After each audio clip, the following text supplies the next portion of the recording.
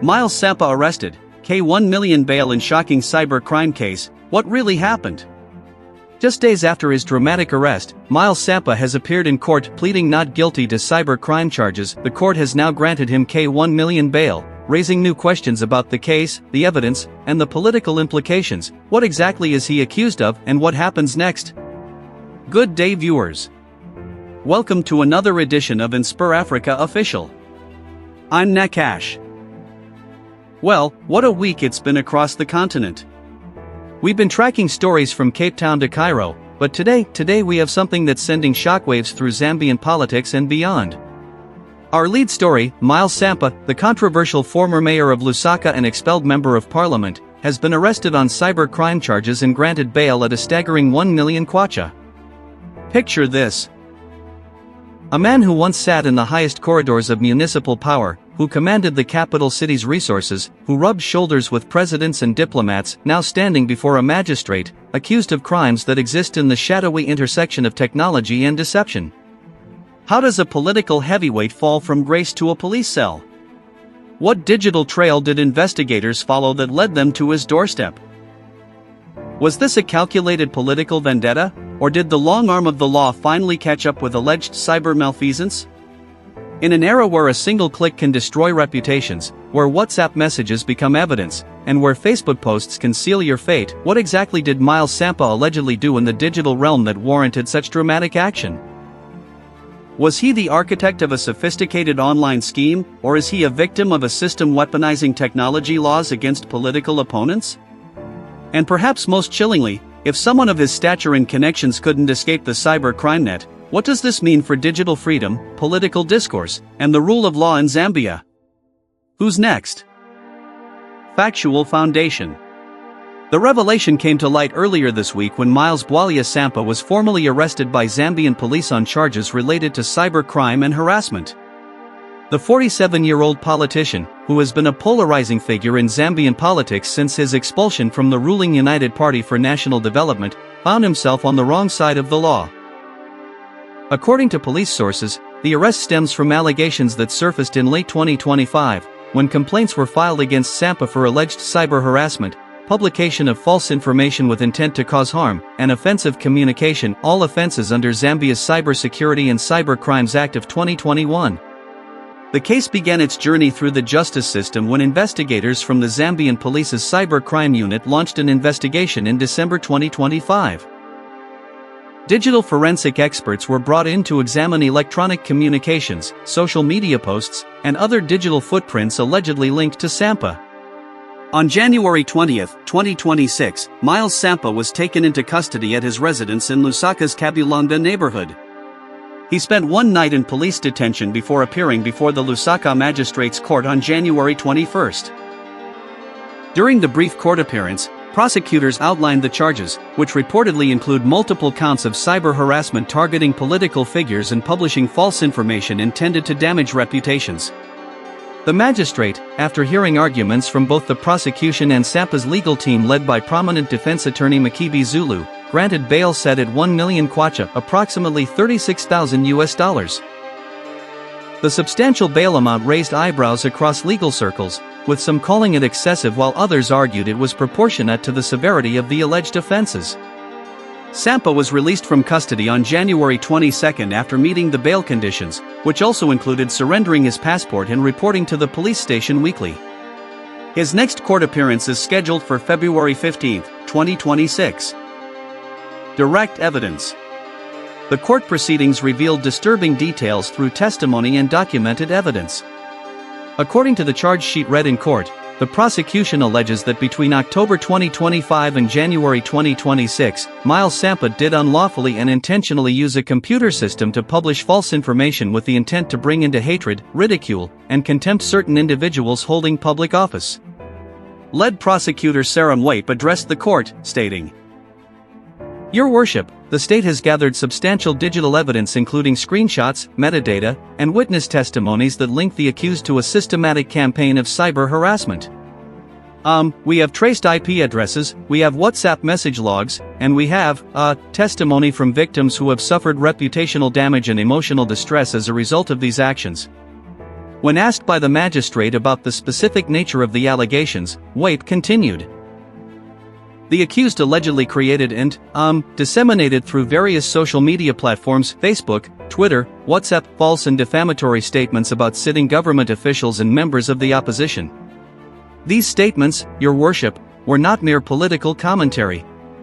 They were calculated, malicious fabrications designed to incite public hatred and, undermine the dignity of these individuals.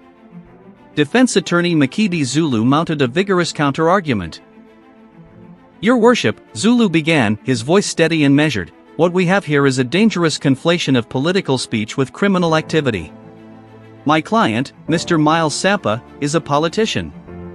He is, by the very nature of his profession, engaged in robust political discourse. The prosecution would have this court believe that criticism, even harsh criticism, of public figures constitutes cybercrime.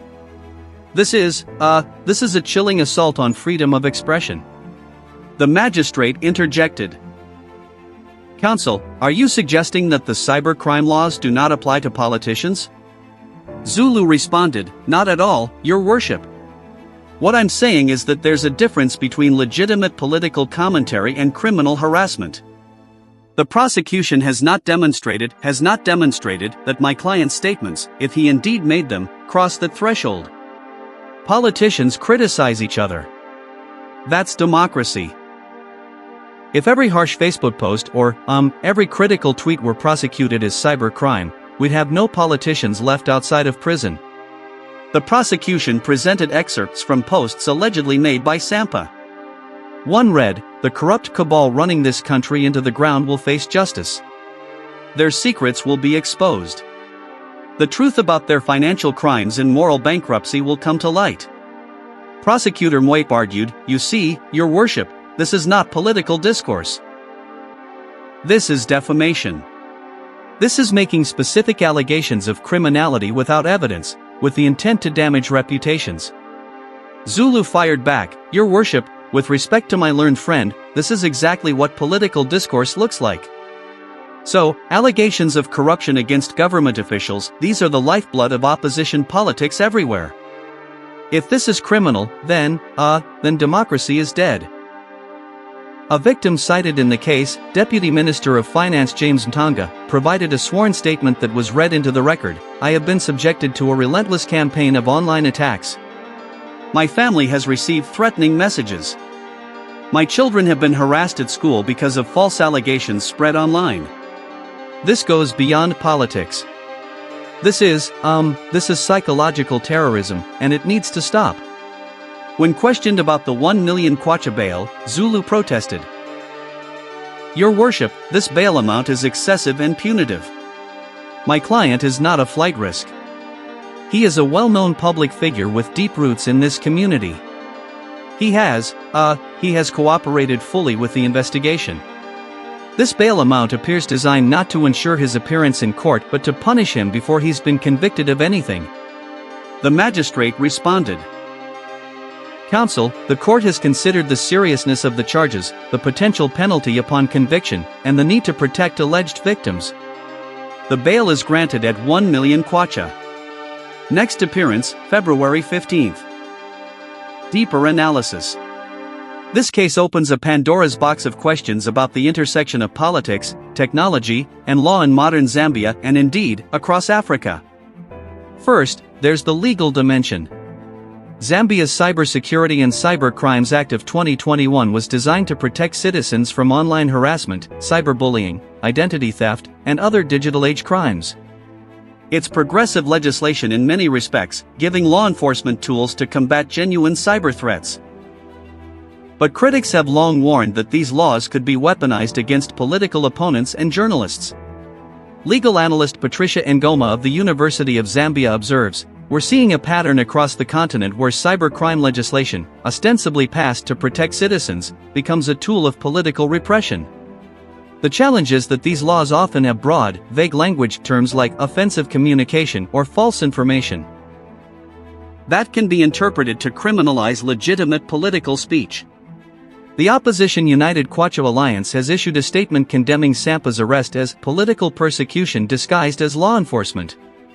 Their spokesperson, Jeffrey Mwamba, declared, "Miles Sampa has been a thorn in the side of the UPND government since his expulsion." This arrest is convenient timing, coming just months before local government elections. We believe this is designed to intimidate and silence dissenting voices. However, government supporters and some civil society organizations have pushed back against this narrative. Martha Mushipe, executive director of Cyber Safety Zambia, argues, "We cannot hide behind political status to escape accountability for cyber crimes." If Miles Sampa engaged in harassment, defamation, and spreading false information online, he should face the same consequences as any other citizen. Political speech is protected, but abuse is not. The bail amount itself has become a flashpoint. 1 million kwacha is approximately 3 times the average annual income in Zambia. While Sampa, a man of considerable means, could afford it, the precedent it sets is troubling to some observers. Constitutional lawyer Mutal Chanda notes, excessive bail is a form of pretrial punishment. It suggests guilt before proof. For someone less wealthy than Sampa, this bail amount would mean indefinite detention, effectively punishment without conviction. There's also the technical question of evidence. Digital forensics can trace online activity, but it's not always definitive. IP addresses can be spoofed, accounts can be hacked, and screenshots can be doctored. The defense is expected to challenge the authenticity and chain of custody of digital evidence vigorously. Political scientist Dr. Humphrey Mulna provides broader context. Miles Sampa is a complicated figure. He's been both inside and outside the establishment. His political journey, from UPND mayor to expelled member, has been marked by controversy. Some see him as a principled dissident, others see him as an opportunist. This case will be viewed through those existing lenses. His supporters will see persecution, his detractors will see consequences. The international community is watching too. Freedom House and other press freedom organizations have flagged Zambia's cyber crime laws as potentially problematic.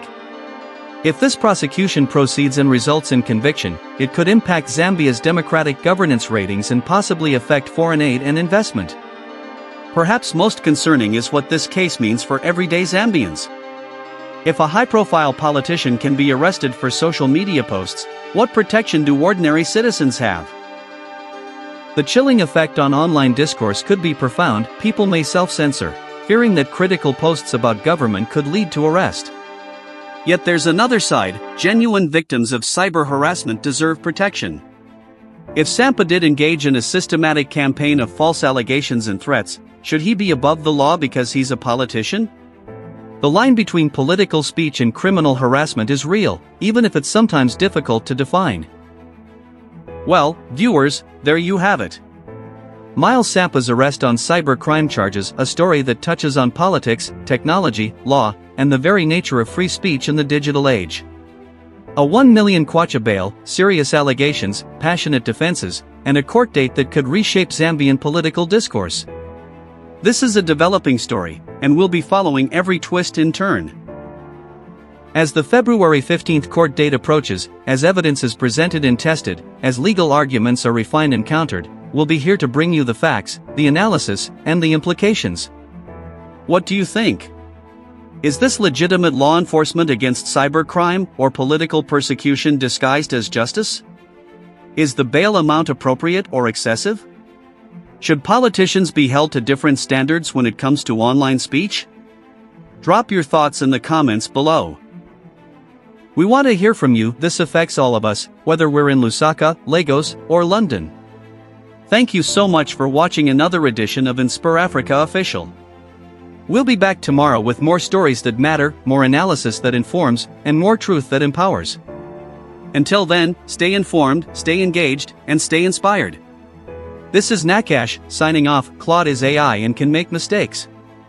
Please double-check responses.